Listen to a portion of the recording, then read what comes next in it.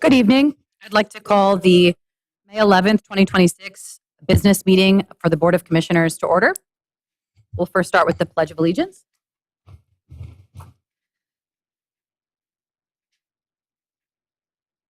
To the flag of the United States of America, and to the republic for which it stands, one nation, under God, indivisible, with liberty and justice for all.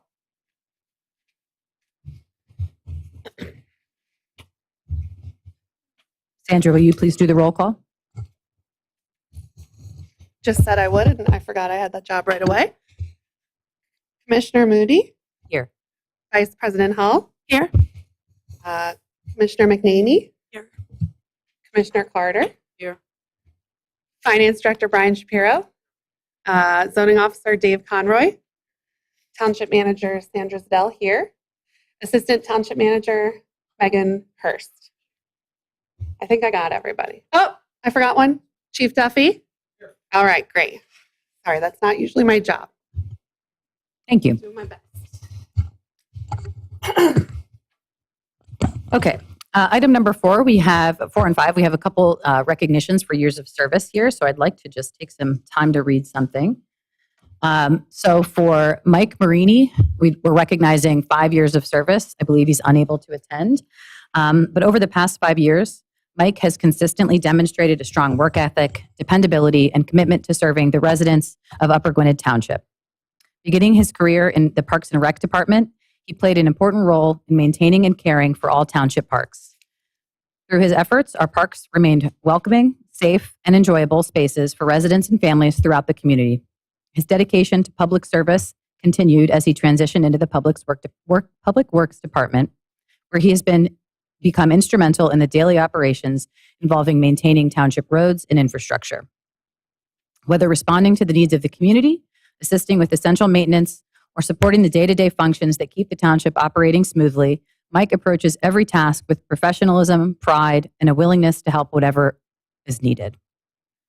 The work performed by the public employees often happens behind the scenes, but its impact is seen and appreciated every day by the residents of Upper Gwynedd Township. Mike's commitment and contributions over the past 5 years have helped improve the quality of our life for our community, and they exemplify the values of public service. Thanks to Mike.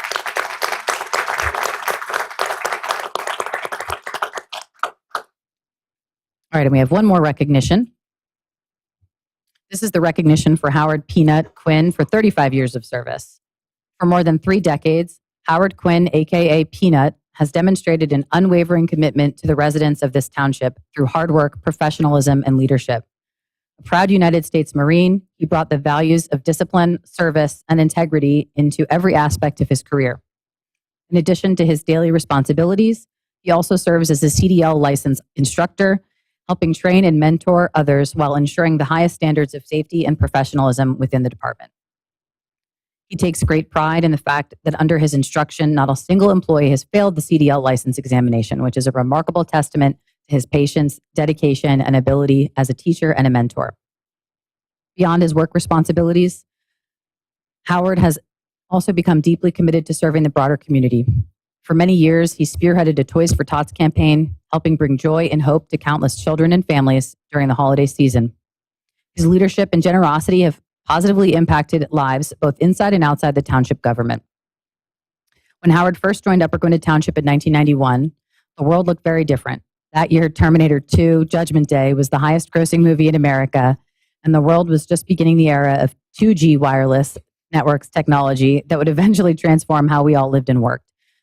Through all the changes over the past 35 years, one thing has remained constant: Howard's dedication to serving this community.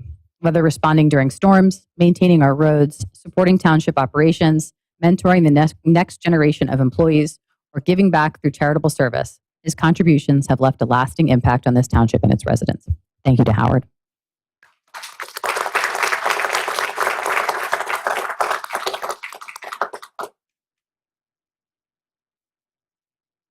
Okay, excuse me. Moving on to item number 6, we have the curb requirements presentation. I believe, Sandra? Yeah, Believe that? thanks, President Moody. Also, Nick Cross is here, our township engineer, and he's going to help me cover some of the points we wanted to talk about tonight. regarding curb responsibility in Upper Gwynedd Township and understanding property owners' rights and responsibilities. We wanted to make a public presentation. As I can see, I think probably a lot of people that are here today are here because they got a curb letter. And we wanted to be clear about what the requirements are, what the different options for homeowners are, and why we're undertaking these repairs. I want to let everyone know that questions are totally welcome just at the end of the presentation. After the presentation, there's a public comment period. Some people have signed up for public comment. If you would like to sign up for public comment at any time, just come on up and let us know. Or you can raise your hand and President Moody will call on you to come up to public comment once the people that signed up have come up for public comment. All right, next slide, please. All right, Nick, I'm going to turn this over to you to talk about why curbs matter. Thank you, Sandra. So the first thing I wanted to just talk about was, like Sandra mentioned, why curbs matter. So one of the most important aspects of having curbing in a neighborhood is for stormwater management. So for the most part, having a structured curb allows for gutter line flow for rain to be directed toward the stormwater infrastructure in the neighborhoods, or to be directed toward any of the local waterways. We get calls all the time to do stormwater assessments for people's property. That's one of the things the township allows for me to go out and take a look at their properties and see what issues there might be. And a lot of the times, one of the main issues is that the property doesn't have any curb and the water coming off of the roadway is just eroding onto their property. One of the other main reasons is for road protection, to protect the road itself. So when you have a solid curb, it allows for a solid rove pavement joint. So when they go down the road and they pave, it's cleanly sealed right there, so that if there is no curb, it erodes away a little bit faster along the edges, and over time the road will degrade at a much quicker rate than if there is a solid curb on either side. It also provides pedestrian safety, creating a buffer between the roadway and the sidewalks. Cars are less likely to jump a curb than they are to hit somebody on a sidewalk without a curb.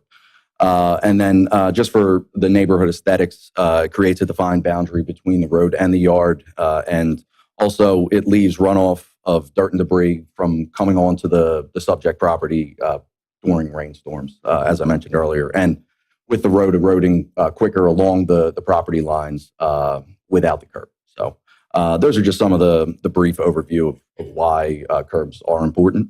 And now I think Sandra's going to hop into some of the more. Sure, thanks, Nick. Township. So the other reasonable question is, who owns the curb? Do I own the curb even though it's in the township right of way? The answer is yes. Any item in the township right of way, whether it be a tree, the grass, the sidewalk, the curb, is owned technically maybe by us, but maintained by the property owner. So that's just the same as if you had an electric pole in the right of way and they knocked it down and they made a mess on your property. They might not always come and clean it all up. Or if we typically would, but not always another utility. So really, it's a common issue to be confused about the ownership in the right of way, but basically we own it. The residents are in charge of maintaining it. Sidewalks are similar. Sidewalks are an easier, it seems more reasonable that you're in charge of the sidewalk on your property because people are used to maybe having to repair sidewalk before they move as part of a home inspection, something along those lines. But curbs are treated just like sidewalk by the law in Pennsylvania, which takes us to the next slide, which is how do we have the legal basis to compel property owners to fix their curbs if we deem them to be in disrepair. And it's codified three ways. One is by the township code. Our township code indicates that curb responsibility of repair is the residents. Also, the state legislature enables us to make that code through the First Class Township Code, and also the International Property Maintenance Code, which this board has adopted as our governing code for property maintenance, also indicates that curbs need to be held to a certain standard. Some people have asked me when I'm speaking with them about okay, well, if we have to keep the curbs to a certain standard, why didn't we have to fix them 20 years ago when we last paved the neighborhood that we're talking about tonight? I think we will be talking about. I think that's why you guys are here. And that may be that at that time, the in the entirety of the curbs, they seemed kind of okay, but it is important to take care of it before the road is paved for the reasons that Nick said. And I also want to point out that technically to the code, especially the International Property Maintenance Code, if you have any problem with your curb where it looks like it's crumbling or isn't at full, beautifully just cast, I don't know what it's called, poured curb, that should be repaired technically to the code. Next slide. So why do we ask property owners to be our partners in this repair? The reason is we want the person with the direct benefit is responsible for the repair. So wall curbs help move stormwater along our waterways. They are mostly beneficial for the adjacent property owner. Additionally, we want to talk about fair cost distribution. So all of the money that we use to pay for services in the township is taxpayer funded generally. Even the state liquid fuels money is generated from tax that you pay when you buy gas, not just property tax. So any money we're going to use to fix things in the township is typically paid for by tax dollars, whether it be a grant or anything else. In this case, we have about 24% of our residents that live in HOA developments where they're already privately paying for their private roadways to be maintained, as well as about 10% of our households that front roadways that don't have curb at all, which in this case, the neighborhood we're working on in 2027, half of the neighborhood has curb, half doesn't. So it's a fairness issue to expect people that don't have curb to pay for someone else's curb, or to expect people that are already paying for their curb to be maintained in their neighborhood to be maintained also by tax dollars. Additionally, Nick, you can speak more to this, but how does it help us to keep taxes lower? So the cost to replace curb is not cheap, as everybody here understands. And there, as Sandra mentioned, there is a good bit of curb in the municipality, along with sidewalk. And if the township were responsible for replacing all of the sidewalk and curb, the road programs and the projects that would need to go into replacing those every year would be significantly higher than they currently are. Especially if the township are required to replace every curb and sidewalk that cracked, or somebody saw that their road cracked or their sidewalk cracked, and they called the township and said, "This isn't up to code. It's your responsibility. Please replace it." They would get a lot of calls every year.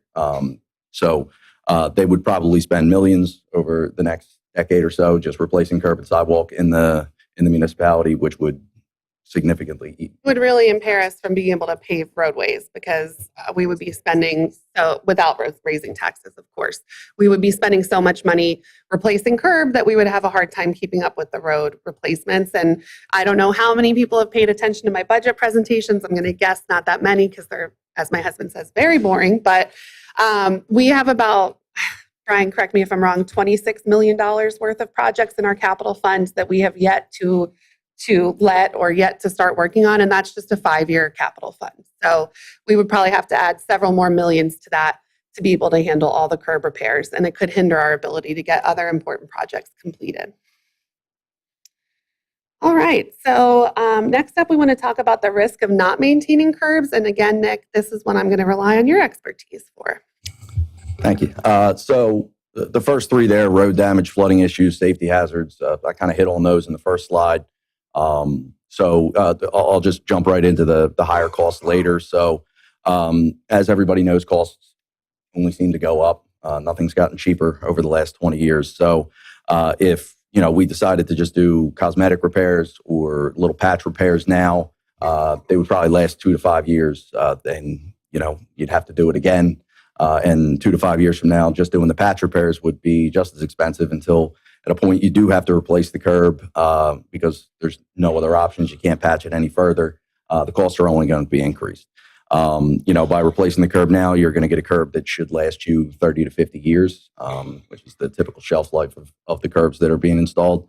And then as we talked about the damage to new roads, let's say, you do decide to just do the cosmetic repairs now. 2 to 3 years from now, you decide, okay, I have to replace the curb now. It's crumbling apart a little bit too much. Then you have to cut into the roadway. And you have this freshly paved road that's only a year or two old, or however long it's been since you did it. And they have to go 18 inches out into the curb. And now you have this patch that's there until the next time they come around and repave the road, which would be about 15 years at the earliest when they'll do a mill and overlay. That's our typical cycle. So that's just a couple of the risks there. And I think I'm on the next slide too, if you want to just jump right to that. So I wanted to talk about the process of, start to finish and how this whole process works. So typically our office will go out there and we'll inspect the neighborhood. We'll look at the curbs and we'll see which ones are, not code compliant, and which ones are structural issues to the roadway when we're, ahead of a road program. So that process can take a while, as you have a pretty large neighborhood, so it's not just something that we get out there and we bang it out in a day or so. And then we have to compile all of those reports and put together cost estimates and everything that we have. And that's when we send out the notification. So that's where the letters came in. Now, with those inspections and the notification, those numbers that everybody got are very conservative. Typically, when we go out there, if there's an issue with a curb that we see, let's say it's just, a chunk that's out of a section, we are typically estimating just a full 10-foot section, the full sidewalk block. For the most part, in those instances, whether it's our contractor or your contractor, they're not going to need to replace the full 10 feet. They might just need to replace a foot or two. And then the unit price that we're typically giving with those estimates is also conservative, because we just want to make sure that, let's say you guys do decide to go with our contractor and then they go out there, and we try to make sure that we're not going to be sending you a bill that was higher than the original estimate that we sent. The bill would be a lot lower in most cases. So for the most part, again, that's not, when we send out these notifications and it says, $1,200 is the estimated cost of repair. That's not the township just saying, give us $1,200 right now and we're going to come out there and replace it ourselves. That's just a ballpark estimate based off of, we try to give a conservative unit price, and we give a conservative amount of section that needs to be replaced. In some of these cases, patch repairs would be acceptable. If they're cosmetic repairs where, let's say there's been some scaling and chipping away at the top of the curb and there's no issues with the base where it's touching the roadway, our typical, when we're replacing these things, we will do a full repair because we want it to last as long as we can. We want it to last 50 years. But since that's not going to affect our roadway, I don't have any issue with, mortar, cement for cement, like going over top of that and making sure that it's back up to code compliance, saving, significant costs there. And then, utilizing your own contractor. If you have a contractor that can get things done and get the project done for, a lot lower than the unit price that's put in there, I have no issue with that. We're not forcing anybody to use our contractor. If you can get things done and you can get it back to code compliance or structural compliance in some cases, that is totally acceptable method. We just ask that you let us know in those instances, and it would be really helpful if, when you have a contractor come out to do it, if someone from our staff could meet on site with them and explain, exactly the scope of what we're looking for there, so that, they're not doing too much or they're not doing too little and you have to spend additional costs.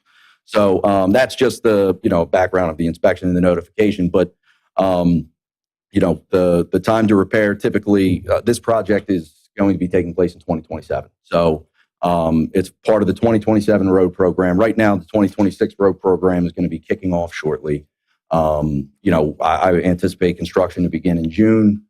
Construction won't be wrapping up until closer to August. And then, final billing for these projects isn't going to be coming down the pike until the fall.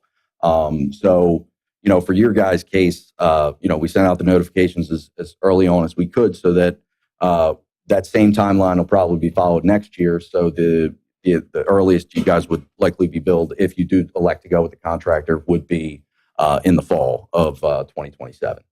And then, Sandra will be able to get into the payment plan aspects of that later. But as far as the contractor choice goes, as I discussed, we have no issue with you guys using your own contractors. We just ask that you notify us whether you are using our contractors or not, so that when we're putting together the bid package for next year's road program, we have a good idea of exactly how much curbing and sidewalk we need to include for the contractors to bid on. And that's kind of everything I had there. I might have forgotten something. I'll try to jump in. Nick, I was going to ask, just reminded of something that I was asked by residents in the neighborhood. How do we pick contractors? Oh, yeah. So for any municipal project that we put out to bid, we typically will award the contract to what's called the lowest responsible bidder. So as long as a contractor doesn't have any serious, issues, if they're the low bidder, they're typically the ones that are going to get awarded. And then with that process, we hold them accountable throughout the construction process. We'll have inspectors out there during the construction to make sure that they're following all of the standards that we laid out in our details and that PennDOT requires. And then along with that, once the work is completed, we'll make sure everything was installed correctly. And with that, each of our contracts has a 2-year maintenance bond. So if, let's say, it seemed like the contractor poured everything right, but maybe they didn't use enough, they used too much water and there was an issue with the mixture, and then cracking starts to show up a year and a half later, you guys notify that to us and we reach out to the contractor and they have to replace it at no additional cost to anybody. Because that's part of the maintenance contract or the maintenance requirements we hold for any of our township projects. So that's just an additional assurance if you do end up electing to use our contractor, which again, it's totally up to you. Nick, with our contractor, is the contractor required to restore any grass that they disturb? Yes. The contractors are required to go down and do what's called a pre-construction video. So they will video all of the properties before they get started on the work. And if it's not restored to equal or better post-construction, then they need to be held accountable for that as well, and they'll need to make those replacements. Great, thanks. My last point on this slide would be the payment plan. For the regular priced curbs, we are offering a 6-month payment plan. If you have one of the more outrageously priced, like you have a corner property and you have a over $10,000 bill, we are happy to work with you and offer longer payment plans. We know it's very expensive and they are also no interest payment plans. So this is one of the things we try to do to soften the blow to our residents. Nick, I think you may have touched on most of this, that the costs vary depending on people's individual properties. We also work really hard to notify our residents early, as Nick mentioned, to give you a lot of time to help plan to offset the expense. And lastly, we want the residents to know that we're here to support them. We're happy to meet on site with any residents that have specific questions. In fact, I really encourage you, if you have any questions, sometimes it's very obvious there's a big crack or a big hole in the curb. Sometimes it's less obvious. Please reach out, set up an appointment. Contact information will be on the screen on the next slide, and we are happy to meet with you at your property. Typically, it's Nick and our Public Works Director. Sometimes I will also be there, but it depends on my availability. And as Nick mentioned, we have flexible timelines. The paving will take place in June. Typically, first bills are sent in September, but it could even be later in the fall than September. And here's June 2027 and September 2027. Contact info on the screen if you wanted to set up one of those meetings at your home site. And I think that is everything. Did any members of the board have any questions about the presentation? I do. So I have a sample letter that was sent out, and I know they're all different. I get that. So Nick explained when we have to know by the end of December if they're going to go with their own contractor, and that's so that we can get the bid right. Yeah, we typically put our projects out to bid in January or February. So Nick's office is working on the bid specs, and that's why we need to know in December. Okay, thank you. Mm-hmm. Okay, I don't see any. Oh, sorry. When you say it would be cheaper if the residents take part, Well, because you're adding more and more.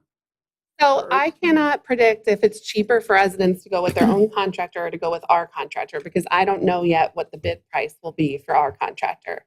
And we can't possibly know that until we put the specs out and go out to bid, which is why Nick comes up with the representative number that kind of, I think you did 125 per. 125 linear. Yeah, whereas last year our road program, the curbs came in at $89, but we've had other years that they were $150. So we try to do sort of an average assumed price for the curb lines.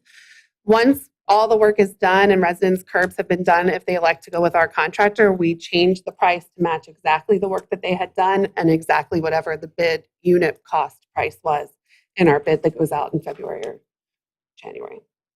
So if they're all on the same block, but they need, like I need 2 feet, niece needs 10 feet, how would they come together if you're? The project, the work for curb is bid on a unit price that is for 1 square foot. What's the unit price for a square yard? Per linear foot. Linear foot. Yeah. So it doesn't matter if you're going to have 10 feet or 2 feet, you get the same unit price cost.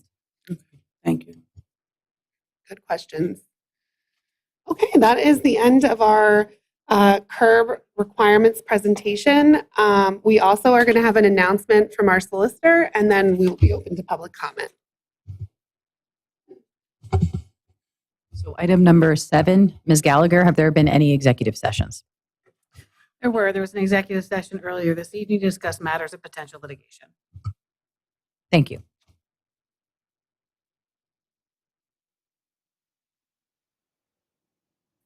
Okay, so I see a lot of fresh faces here that I haven't seen at other Board of Commissioner meetings, so I just want to give you some level setting for public comment.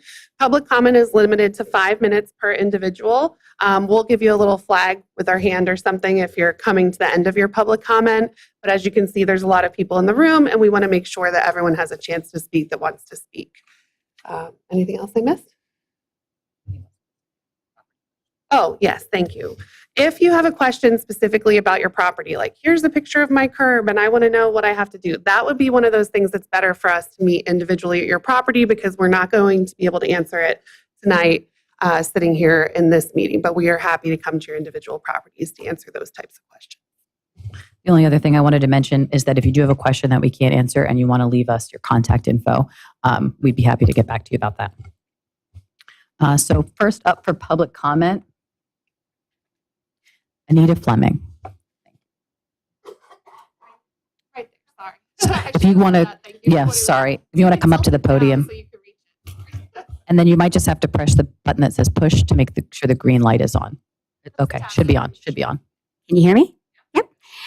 Hi, my name's Anita. Our neighborhood, over 50 homeowners, we've been talking together and discussing our common letters that we had.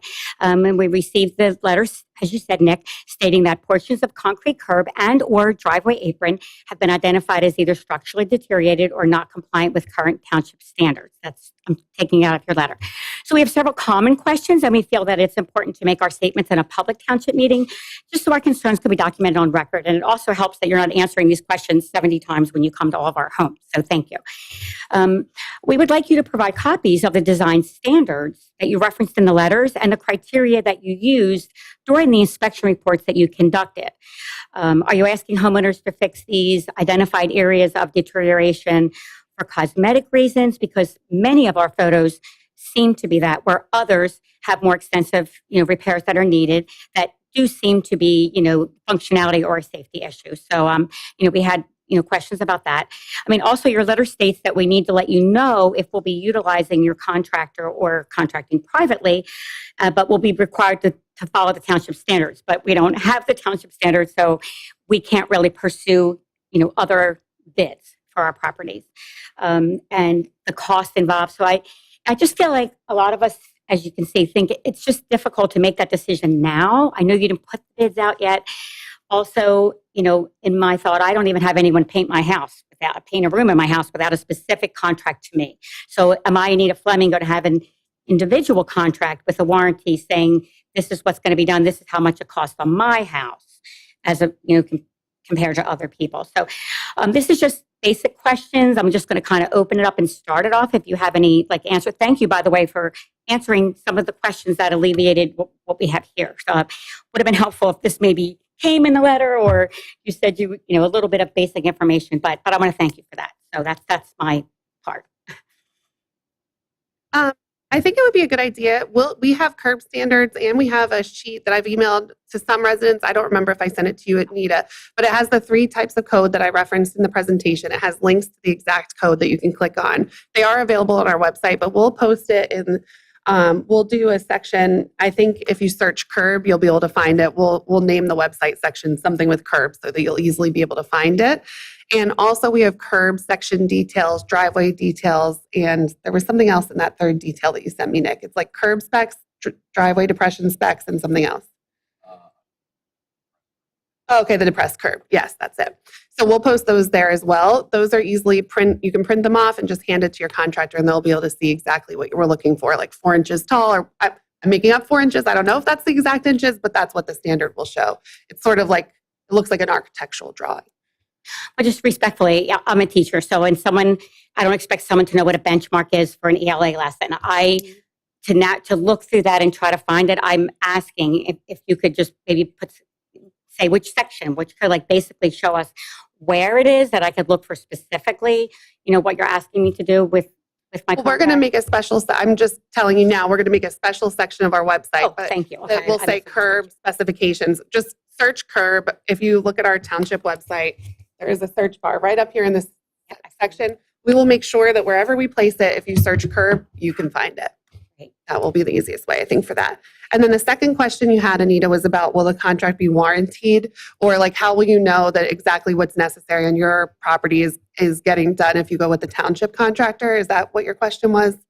Well, no, I guess more specifically is if you're coming like to my home and doing the work and my bill says $4,000, I know it's an estimate, is that going to be in a contract to me, my address, 4,000, this is what's going to be, and what it's entailing, the linear feet, so that, that would be something that I actually have in writing, and I'm giving the money to the person who's doing the work. No disrespect here, but like if I'm going to give township the money, the township's going to pay the bill for me, and then it's kind of like a middleman. Like I feel like I want to know who's doing my work, and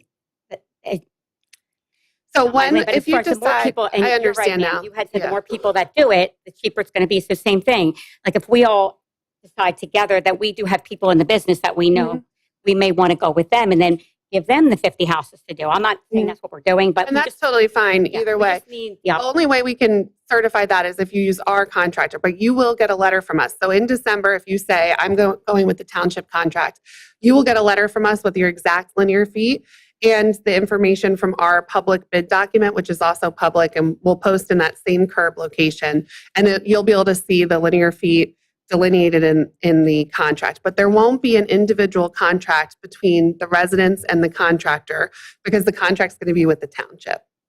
But I will say anything like financial related, you can all of those records are public records. So if you were curious to see like, okay, Sandra said I had to pay $2,000. Did she really pay the contractor $2,000? You would be able to look at the contract and see also like all the payment applications are public. It would be kind of hard to like narrow it down because it's aggregate, it's everyone together, but you would be able to see the unit price is $120 and I had 2,000 feet and that's why my bill is this much. But it wouldn't be just an independent contract between you and the township or you and the contractor. That you could achieve by going with your own contractor. Thank you for answering our questions. Sure, you're welcome. Pauline, I believe, is next on the agenda. Hi, Pauline Jones, 227 Oakland. Anita covered my questions. You covered a lot of my questions. So just a couple of more follow-ons about the contracting. So now you've answered a lot of questions. The contract will be through the township. You'll oversee it. That's appealing in a lot of ways. The big point that bothers me is I don't know what the real cost is. Okay, it's an estimate. It's probably high, but none of us do business like that for our homes, right? So where in your process would we get a firm linear foot price? And then we work with you. We understand how many linear feet, and we know the price so we can compare. And sometimes it's not just about price. I wonder how much of my yard are they going to tear up when they do this work? I have a lot of other questions about how the work would be done that I would ask if I'm hiring a contractor myself and get in writing and all of that. But right now, the price is just a ballpark. So when will we know? In the process, we have to notify you in December. Unfortunately, we won't know the bid price. So we have to follow public bidding laws. So I wish we could do it a different way, but the only way we can do it is you guys have to tell us first if you want to participate in the bid, because then Nick puts a spec out to contractors in the world to say, like, this is how much curb work we anticipate. That's how they base the price. So if we didn't know how many residents were participating, you might actually end up with like a slightly higher price because they wouldn't know that they're getting so much work. So we first have to know, are you participating with the township? Then we get the specific unit price and send you a letter. So it is one of those things that you'll have to include that in your decision making, that we won't know the price, the exact price, until we go out to bid in Well, there are January or ways. February. There are ways that We we can- could do that by saying, what would your price be for this range of linear feet? Mr. Contractor, if you have 1,000 to 5,000 linear feet, if you have 5,000 to 10,000, so you could get that kind of, pricing in your bidding if you structure your request for proposal correctly. Pennsylvania law does not allow the township to do contracting in that manner. They're required to follow the public bidding laws, as Ms. Adele was saying. I'm not But suggesting you don't. But what you're suggesting is not something the township can do in its contracting procedures. We have to have the number of linear feet in our bid specs, and only then are we allowed to solicit prices from the individual contractors. So in other words, we can't ask. I'm not sure if I'm clear. This is just. So in other what- words, we what can't would it ask be for a this, what would range? it be for We this? can't. We can't ask do for a what range. It's not the same. Like, we're not contracting like a homeowner contracts. Ours is following a very prescribed legal procedure. Ms. Gallagher is our township solicitor. That's why she answered that question, because she's the lawyer, so she can answer that part of it. Well, it's hard to understand coming from a corporate background. Oh, yeah. Why you can't write a contract like that, a Understood. proposal like that. So Well, that's part of Mr. Cross's role, is to provide that rough estimate, but he's providing estimates until a company is willing to post a bond and saying, this is how much I'm willing to pay. The township is our hands are a little bit tied. Yeah, for the most part, if I were to reach out to concrete contractors and say, with the amount that we had estimated in all of the letters, and said, hey, how much would you charge for this? They would probably give me the number that I had. But when the bidding comes around, different contractors, for Upper Gwynedd, typically we get 7 to 10 contractors that'll bid. They use subcontractors. So maybe they'll undercut the other prices to try to, just get the contract. So we can't anticipate but those. you can appreciate how the homeowners make a decision. If you're talking about a lot of linear footage. Can you talk into the microphone? I'm so sorry. There's people listening online that can't hear you unless you talk into the microphone. Thank you. I apologize. So it's a predicament for the homeowners, how you make a decision on something when you don't have a firm price, because in our day-to-day lives, we would never do that. So if there's That's why we give anything you that the can be done. option to use your contractor. So if you want full control of the contract, you use your own contractor. Then you'll have all that ability. In our contractor, in truth, we don't have the ability to negotiate. We can't say, it's illegal. And the reason is we're protecting the public taxpayer dollar by promising. You have that to it's a go with true low bid. Yeah, I exactly. get it. I get it. Okay. Thank you very much. You're welcome. Thank you. Next up, we have Justin Griffith.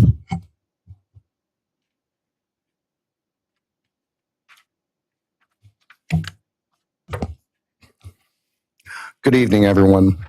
This evening, I'd like to take a few moments to talk about Flag Day, a day that often doesn't get as much attention as other holidays, but carries a lot of meaning.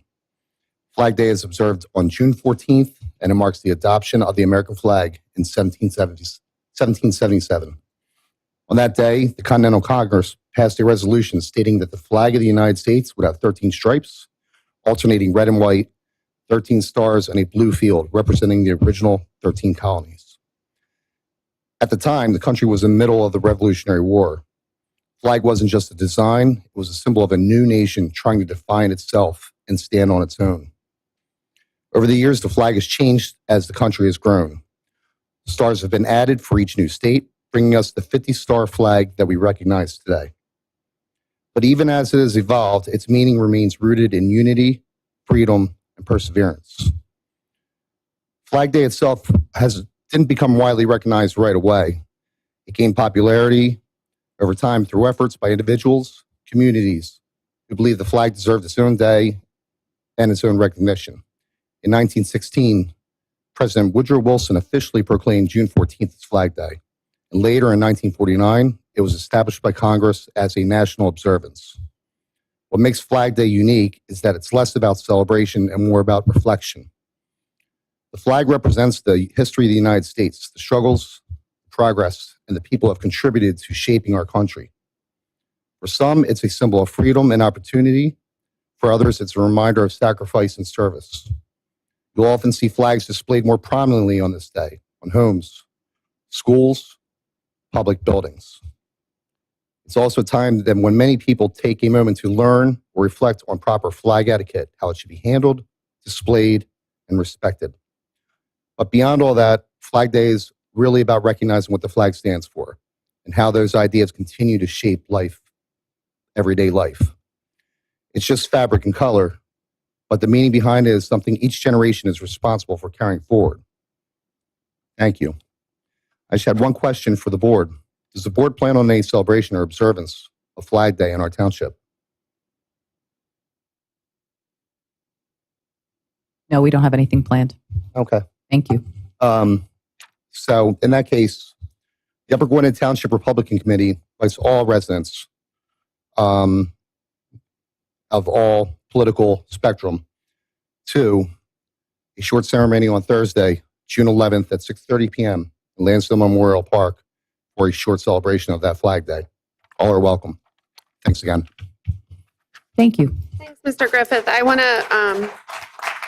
also want to let you know, this year we've been doing a lot to celebrate America's birthday, the 250th celebration. We just had an event last weekend and upcoming on June 3rd. We have a Declaration of Independence breakfast where we'll be reading the entire Declaration of Independence. I think Commissioner Moody will be reading the Declaration of Independence. We also earlier this year had a Betsy Ross I don't think impersonator is the right word. She was like an awesome character. I learned more about Betsy Ross than I ever could. I'm a huge Revolutionary War fanatic. I love learning about that piece of history. So just wanted to point out our Park and Rec department is trying to do quite a few events for the 250th celebration. I understand that, but it being the 250th celebration of this country, you think Flag Day would probably be up there and one of the things you might want to plan. So, but like I said, we have an alternative one plan, so thank you. Next up, we have James McGee.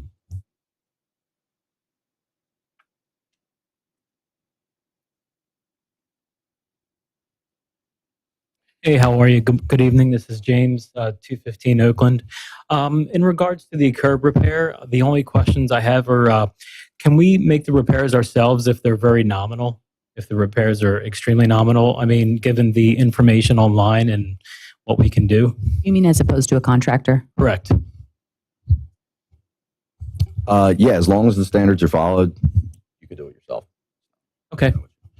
Yeah, again, let us know. And then, if you have any questions when you're going out there, just to make sure, my fear is I don't want anybody to do something, spend the time, spend the money, and then it not be correct. So it would be great if you reached out to us just so we can coordinate. I'm just trying to. Yeah, of course. It would be more so a conversation after the inspection. So once I call like the number or email and get the inspection, I would have that conversation with the inspector, what I can do and what I can't do. And whatever I can't do myself, of course, I'll get a contractor. So, okay. And I noticed I just took a video today of my curb.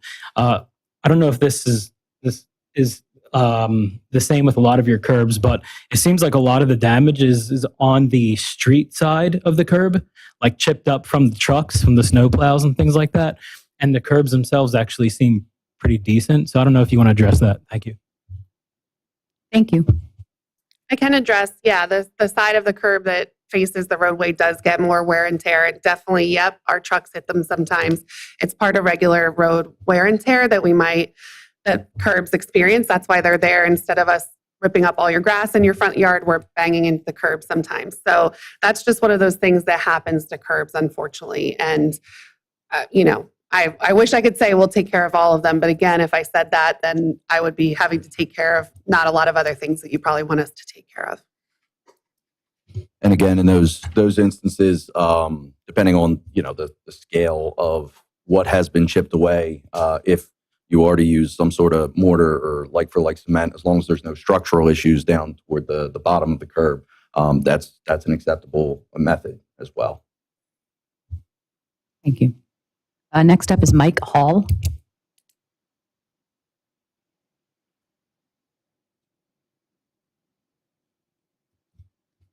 Hello, Mike Hall, 217 Oakland Place. I've lived in the township for 25 years, my wife for 40 years. I got to tell you, I've expended no calories on township business. I'm living my life. Basically, I trust the process. Like the 76ers, I trust the process. But when I got the letter and, it's limitations of a letter, I felt like, what? It jumped the shark. It's like, what's going on here? Particularly as I looked at, my curb, neighbors' curbs, their photographs. It begged the question for me, is this about function or safety or beautification? And the answer is yes. From your presentation, the answer is yes. However, to James's point, it's what can you repair yourself, or what is patchable versus what has to be replaced? And I feel like if we can get a clear answer on that, maybe write down the block and mark them, say patchable, patchable, patchable. You got to replace this. I get it. I have a piece that needs to be replaced. Others, I would debate it's patchable. And I'm assuming the estimate just assumes everything just got replaced. It's just, because it's a quick, but that would be very helpful if we knew what was patchable to a standard versus what clearly you can't patch it, you have to replace it. So that's the point that I'm interested in. And I don't know whether we have to have an inspector come out to every property and have a conversation. It could be very time consuming, or there's a way to just go down the block and all those circled things. Like I said, many of them, like, you could patch that. Anybody? I would say that it's resident choice if you want to patch or replace. So we're identifying the sections. I think in the pictures we sent, we're showing you this is a section. I think what Nick is saying, and I've heard him say to other residents, is if the degraded curb reaches the roadway, like some of them, it's a mess at the bottom. That's something you're going to have to replace because it touches the joint of the roadway. If it's on the very top and it's because like a plow came along and chipped a piece off, that very top piece is something you could patch. Correct, Nick? Yes. And then, if it's something as simple as just trying to find out whether it is a patch or a replace situation, you could always give me a call too. And I have all of the inspection reports and the photos, and in some cases I might just be able to diagnose it right there and let you know. Yeah. I mean, some of them look like expansion joints to me, and it's like, why am I, why does that have to be replaced or repaired? My standard to patch is different than your standard. So I need to know what that standard is. So thank you. We're just putting up the email address also again, in case you want to send pictures or anything with specific questions. John's our public works director, and he will collaborate with Nick on those responses. Next up, we have George Cressman.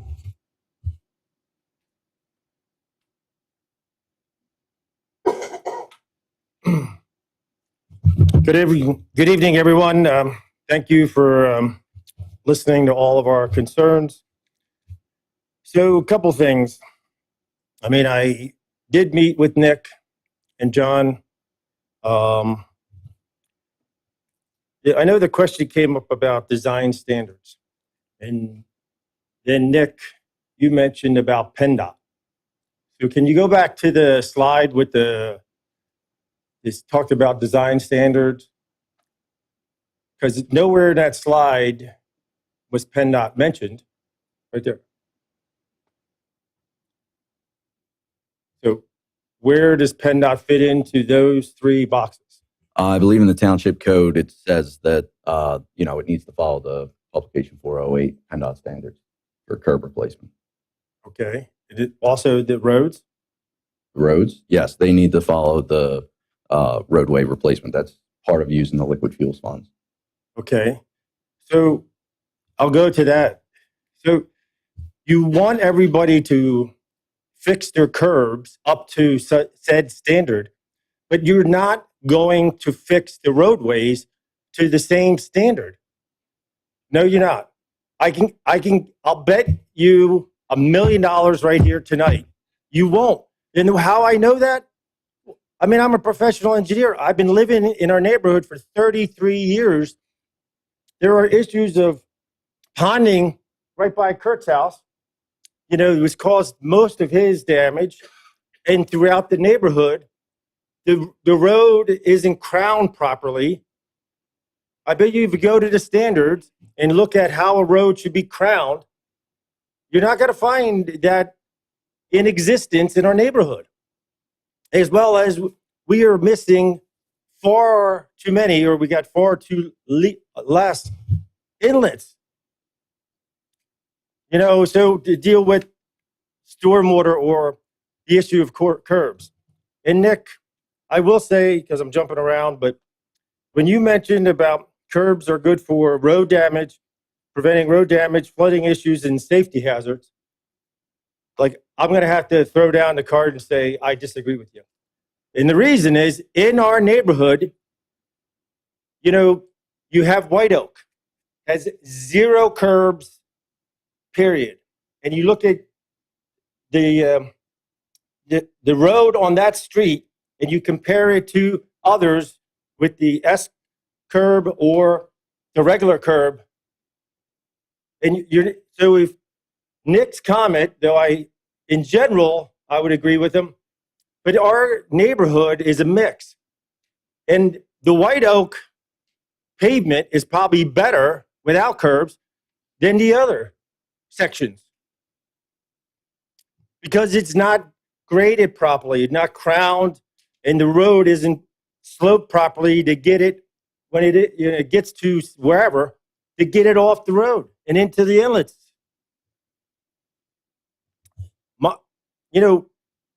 My opinion as a professional engineer as well, 90+% of all the comments I've seen from my neighbors and me walking around the neighborhood, it's all cosmetic repairs, not functionality, not a safety issue at all. You know, and like I said to the two of them, I could understand if you gave letters for sidewalks, because we have a lot of sidewalks in our neighborhood that are not even and are safety hazards. But you didn't do that, so there's not a concern for the safety of the residents. There's, you know, let's make cosmetic repairs to the curb. And the whole issue of, well, we need the curb in order to pave up to it is not true either, because White Oak doesn't have curbs. So the contractor's going to have to pave without the benefit of curbs, right? If there are issues with the base of the curb, the water can infiltrate right through that crack and start eroding away at the pavement.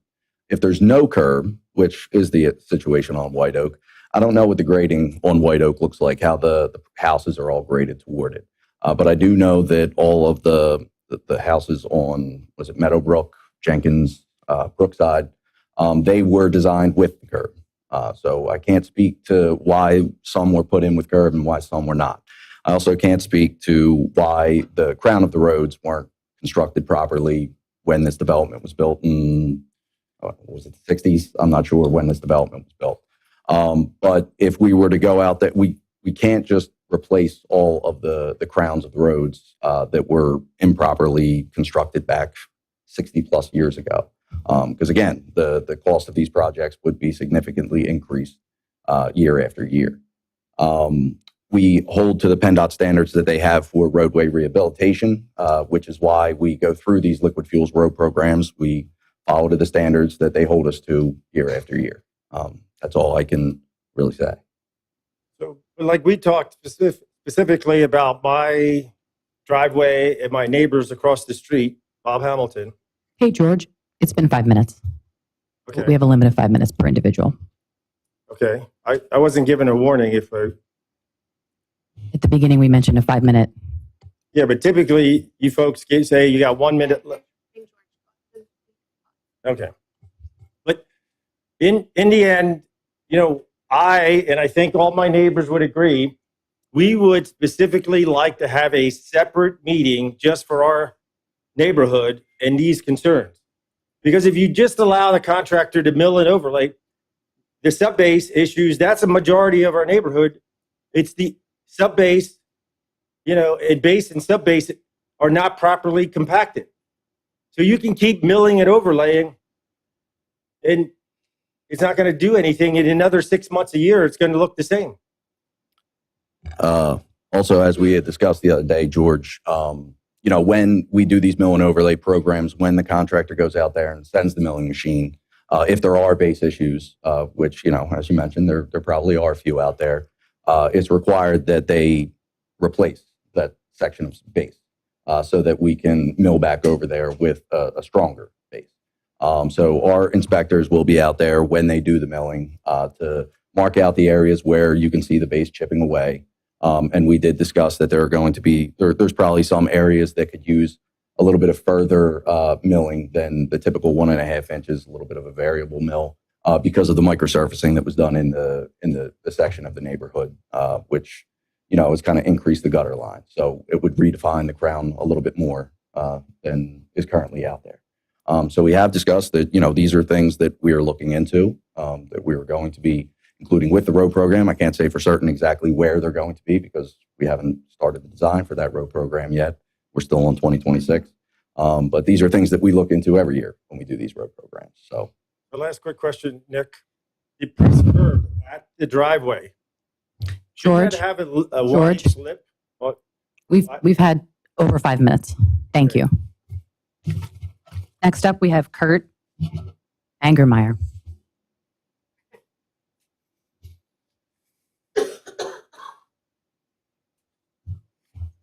Good evening, everybody. Kurt Angermeyer, 345 Meadowbrook Road. I was going to take a slightly different tact from some of the previous speakers because they've touched on some points already. But I guess my main concern is the responsibility of the township over the years where we have not really taken the opportunity to maintain it, but the deterioration of the existing conditions has led to the deterioration of the curbs. Namely, we understand that you have to apply salt in the winter for the icing conditions. We all appreciate that.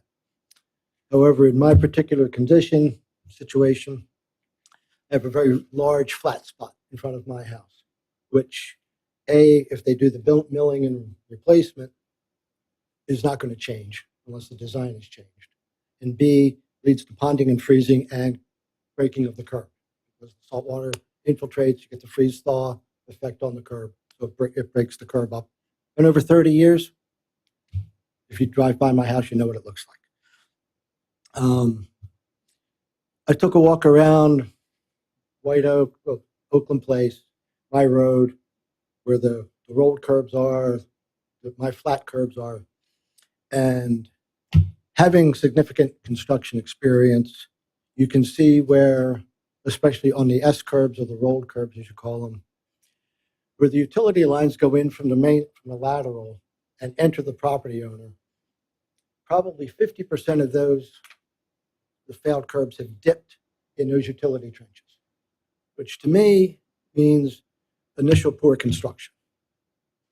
You have settlement in the trench. It was not compacted correctly in the beginning. So the homeowner has no control over that. That would be the responsibility of the initial township inspector at that point, or the contractor, granted many years ago. So I don't think those homeowners should be completely responsible for those repairs when they had no control over that situation. You've got the snowplow issue has already been mentioned.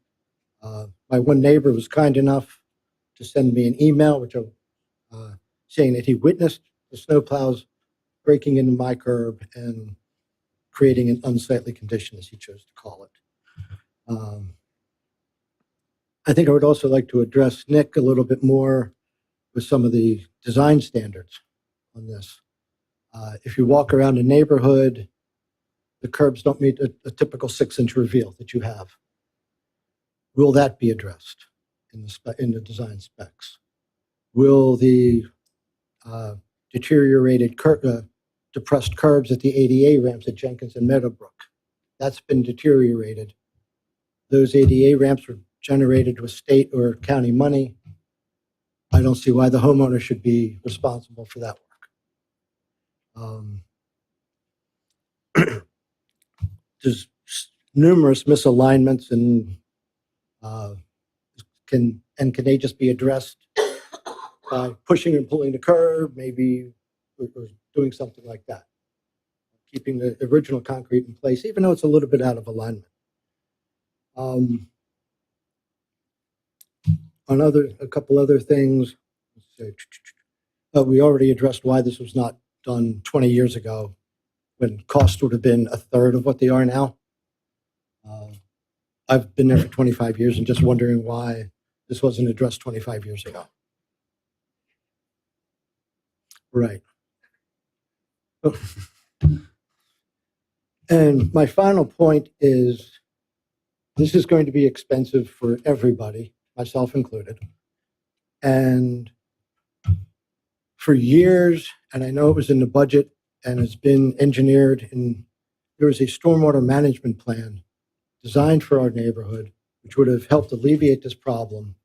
And that has been taken off the table for the work. It's the second phase of the stormwater management program. I have heard through the grapevine that the township allocated roughly $4 million for that work. I'm asking the township to maybe allocate some of that $4 million to alleviate the cost to the homeowners so that to offset, I've got a $12,500 bill. If we could use some of that $4 million, which was not used for storm drainage in our area, to offset the cost to the homeowners that have to pay their bills on this. And I'd like to make a final request. Can we see the bid package? I've been a civil engineer for 40 years. I'd like to be able to see the bid package. You covered the cost of the basis of the estimate. Where you're saying that the 2026 road improvement plan is going to be taking off in a couple of months. Where is that going to happen?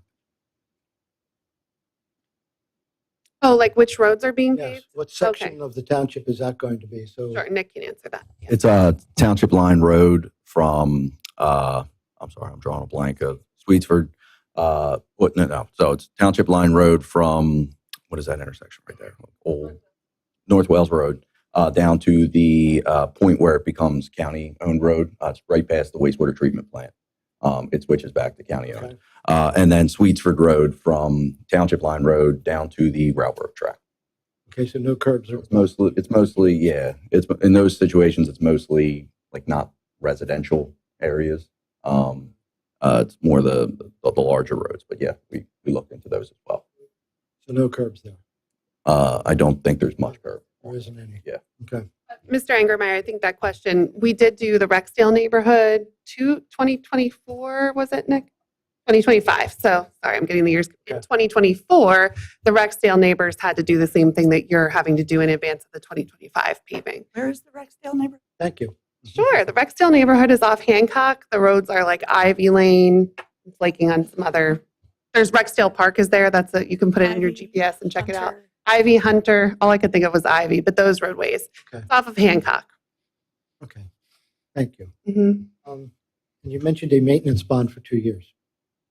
Will the contractor have a performance bond? Yes, we require performance and payment bonds up front for So you all get the the. P&P bonds as well as the maintenance. Yes. Okay. Thank you. That was it for everyone that signed up. Is there anyone else who has not made public comment that wants to come up and make public comment? If you want to raise your hand. I also just wanted to address one thing that he had said there too about the ADA curb ramps on the corner. Those are paid for by the township, not by the property owners on those corners, because they need to be updated per the liquid fuels agreements with the state. So the township covers that. I believe, from the depressed curb, I think it's 10 feet on either side. That's paid for with the liquid fuels funds. Public comment? Sure. Come on up. Yep, to the microphone, please. You could just state your name. My name is Ken Riddler. I live at 337 Meadowbrook. You mentioned, and I heard the answer was yes to, all the above. It's cosmetic, it's safety, et cetera. Like, I'm looking at my curb and a few of the other curbs that are offset by like half an inch. There's no cracks, there's no chips. They're just slightly offset at the expansion joints. Is there an appeal process? Is there a discussion after this? Because I cannot fathom why I've got to replace 15 feet of curb for a half an inch misalignment. Nick, you did a great example explaining that when we were out at one of the properties in the neighborhood last week. Do you think you could kind of give that explanation? Yeah, I'm not sure if this is one of the instances of it falling in or falling out. No, it's completely flat.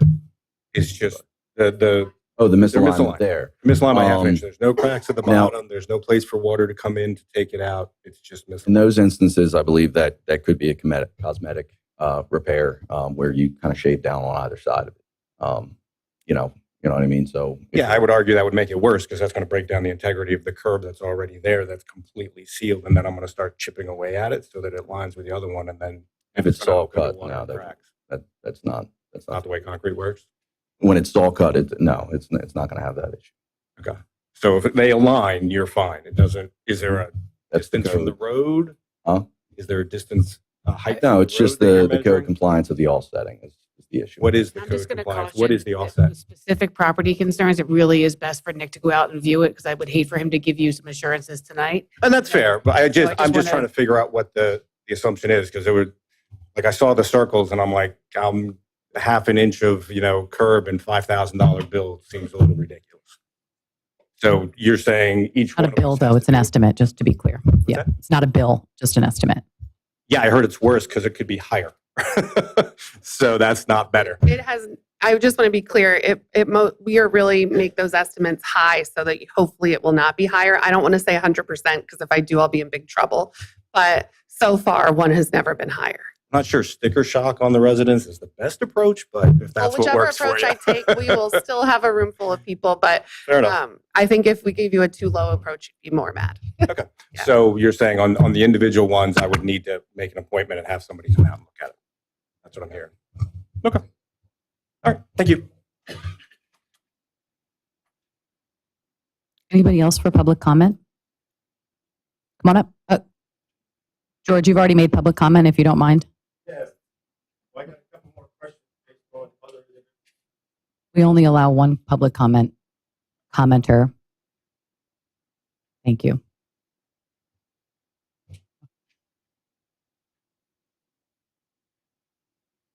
Moving along to item number 9, the public hearing for the ordinance 2026-01 for the curative amendment. I will turn the meeting over to Ms. Gallagher.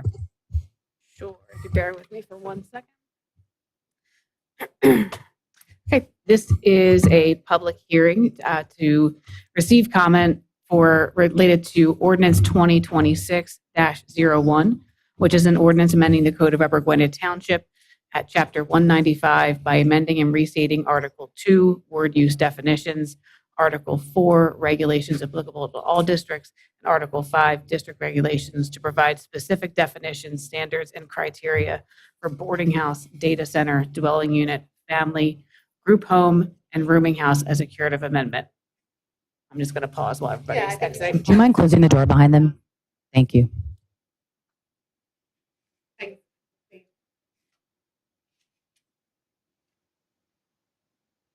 Sir, just FYI, he's going to close the door.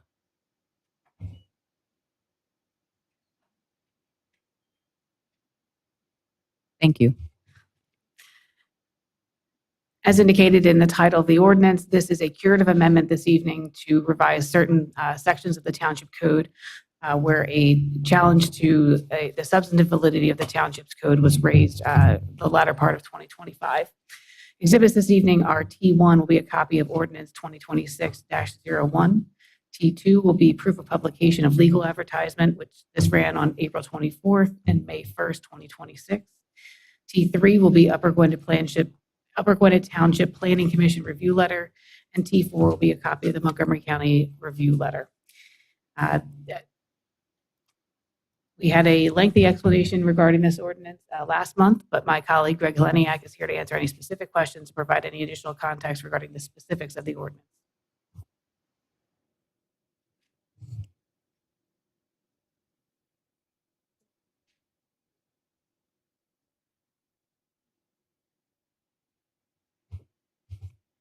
Want to just go right into public comment? We can. As it was read in the title, there are 3 basic things that this ordinance accomplishes. The first is to go through the zoning ordinance's definitions to revise those applicable definitions related to dwelling unit types. The second is to establish additional criteria for group homes within the township and communal living situations. And the third is to address data centers in the limited industrial zoning district. So as Ms. Gallagher mentioned, We've discussed this previously at last month's work session and before the Planning Commission, and this reflects those comments in a final version ready for adoption. Sounds good. Are there any public comments related to this public hearing? Come on up. How you doing? My name's Todd Pelkey. I live at 342 6th Street. I don't have any specific questions. I think I covered those in the last meeting. But just so I'm clear, from the last meeting that we had discussing this to now, were there any changes, or is it posted as it was at the previous meeting? From the Planning Commission to the work session, there were a couple provisions that were removed that did not function in the way that they were supposed to, but from the work session to this hearing, the ordinance remains unchanged. Okay. All right. That was my only question. Thank you. Thank you. Any other public comments? Okay.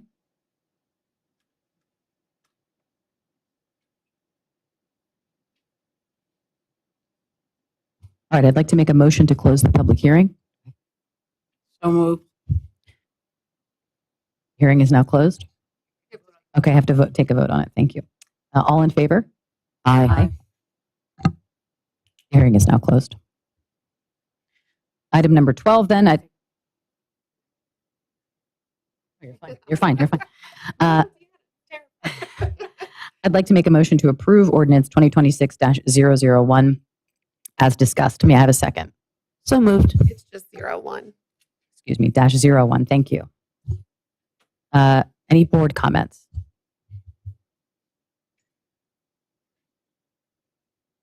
Any public comments? All in favor? Aye. Motion passes. Ms. Gallagher, back to you for item number 13, public hearing for ordinance 2026-02, police pension revisions. Oh, Nick and I are doing a lot of talking tonight. All right, so the purpose of this hearing is to hear comments regarding ordinance 2026-02. And this ordinance will amend the Upper Gwynedd Township Code at Chapter 29, Pensions, to amend, restate, and enact in its entirety the Upper Gwynedd Township Police Pension Plan and to enact the Upper Gwynedd Township Police Trust Fund Statement. This evening, we will have exhibits. T1 will be a copy of ordinance 2026-02 with exhibits A and B thereto. And T2 will be a copy of the proof of publication of the legal advertisement. This evening's hearing was advertised May 1st, 2026. Again, this is a fairly straightforward ordinance. This is a standard amendment and restatement of the township's pension plan, and this is required by the update to the pension plan documents. If I may, for the new people that are left, anything that's hyperlinked in blue up there, when you get home or on your phone, you can click that on, and that'll give you all the information that we're talking about. You're welcome. All right, are there any public comments related to this public hearing? Okay. I'd like to make a motion to close this public hearing. May I have a second? Second. We have a motion and a second. All in favor? Aye. Aye. Motion passes. All right, for item number 16, I'd like to make a motion to approve ordinance 2026-02 as stated. May I have a second? I'll second. We have a motion and a second. Are there any board comments? Any additional public comments? All in favor? Aye. Aye. Motion passes. I think this is our last public hearing tonight. Item number 17 for the ordinance 2026-03 for parking standards. This is a public hearing to hear comment regarding ordinance 2026-03, which will amend the Upper Gwynedd Township Code of Ordinances at Chapter 195, zoning, to amend Article 6, off-street parking and loading at Section 28, parking facilities. This ordinance essentially updates the township's code to eliminate some of the large parking fields required with various uses throughout the township. We've drafted this in consultation with the zoning officer and the township engineer, and all parties are satisfied regarding the standards set forth in the ordinance. There is one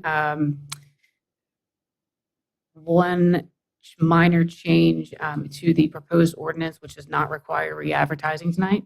As you'll recall, a few minutes ago, we just updated our definitions for boarding houses, and the parking standards ordinance does reference boarding houses.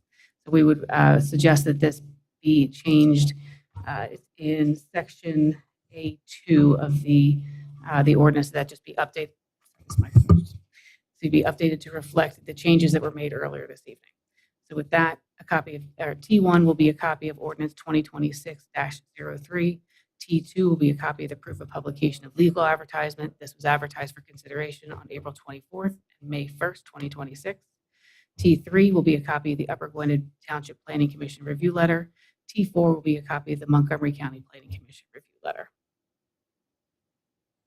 Thank you. Are there any public comments related to this public hearing? I'd like to make a motion then to close this public hearing. May I have a second? So moved. A motion and a second. All in favor? Aye. Motion passes. I'd like to make a motion then to approve ordinance 2026-03 as stated. May I have a second? Commissioner Moody, would that be with the slight change that I referenced earlier? Yes, thank you. With the change that Ms. Gallagher referenced. May I have a second? So moved. We have a motion and a second. Any board comments?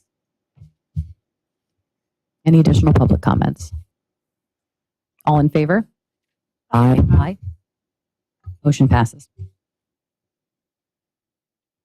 Moving to the Finance, Personnel, and Administration section, item number 21. I'd like to make a motion to approve the items in the consent agenda, items A through J. May I have a second?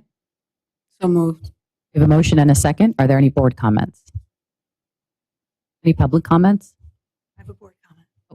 Go ahead. Sorry, Carl, one sec. Under the Parks and Rec report, I think it's amazing that the program that Sarah started, the teen program, summer camp program, where teens go 4 days a week to a different location. There's 3 or 4 weeks of it. I lost it. I don't have it up here now. But 80 kids can go and 80 kids are sold out. So I think that teen program, teen camp program that we offer, that that Sarah and Leah worked on, I give them my hats off to them for coming up with something like that for kids that age, because that selling out that quickly really says a lot about that program. So I just wanted to give them a shout out for that one. Thank you. Any other board comments? Come on up, Carl.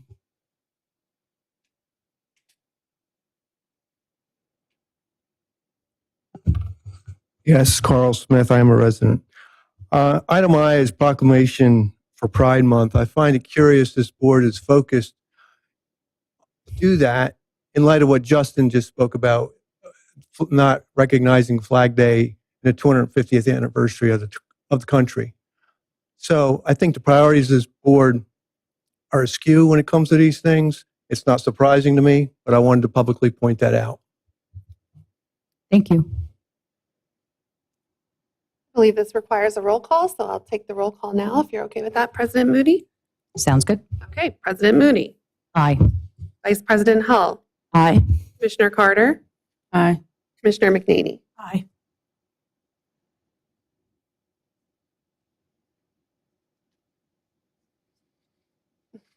Motion passes. Turning this over now to Vice President Hull.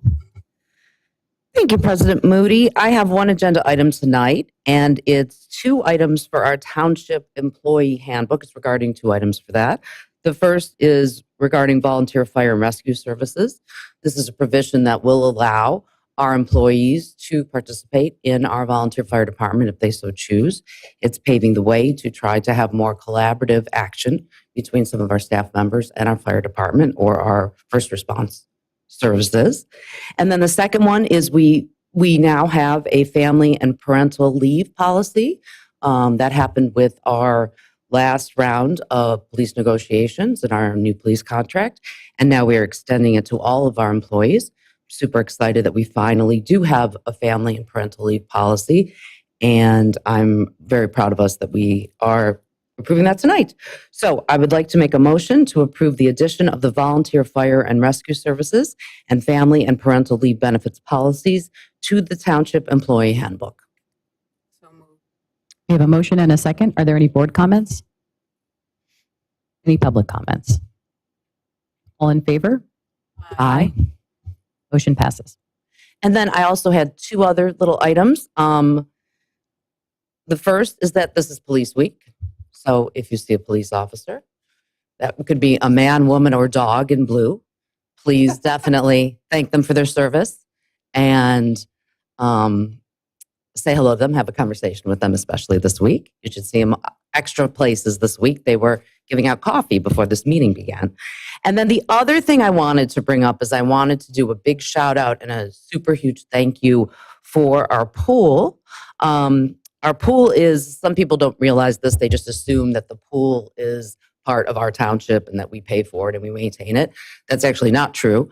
It's independently run with representatives from North Wales Borough and from Upper Gwynedd Township. The Lions Club used to own and maintain it and run it. They no longer exist. So now this is a collaborative organization that does an amazing job running that. And they do a very good job financially, being able to do it themselves. But things do break, and sometimes you do need new things, like a roof once in a while. And so they needed a new roof for the building, the pavilion, and the swim team shed. And we have a business in our township. North Star Roofing is the name. They're located at 506 DeKalb Pike, and they are paying for that roof. That is a $50,000 savings to the pool, and they are honestly doing this out of the goodness of their heart. So if you need a roof, or if anybody you know needs a roof, please check them out. They've got a great website. I was looking at it recently, and it's so great when we have businesses like that in our community that are truly supporting our community. So just want to do a shout out to them. Thank you. I will be taking on Commissioner Moll's items tonight since he's not here for Public Works. So item number 23, I'd like to make a motion to authorize the advertisement of the Montgomery County Consortium bid for heating oil number 2. May I have a second? Second. We have a motion and a second. Are there any board comments? Any public comments? All in favor? Aye. Motion passes. Additionally, I'd like to make a motion to authorize the advertisement for the bid for Fox Run Drainage Improvements Project. So moved. We have a motion and a second. Are there any board comments? Any public comments? All in favor? Aye. Aye. And then lastly, in the Public Works section, I'd like to make a motion to approve Resolution 14-2026, requesting the Greenways, Trails, and Recreation Program for grant funding up to $250,000 for engineering and design work for the Parkside Playground. Very exciting. May I have a second? So moved.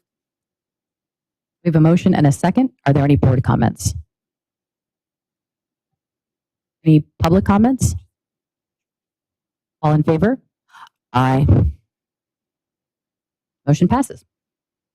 Pretty light agenda for the rest of the topics here.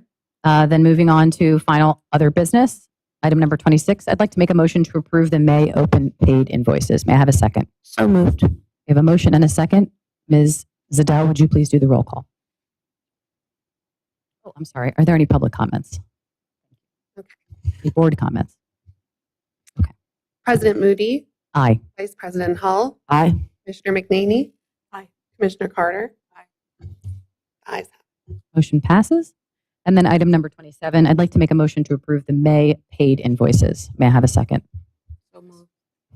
We have a motion and a second. Are there any public comments? Any board comments? Commissioner Moody, Aye. Vice President Hull, Aye. Commissioner Carter. Aye. Commissioner McNaney. Motion passes. Thank you for joining this evening. We appreciate it. We'll see you in June.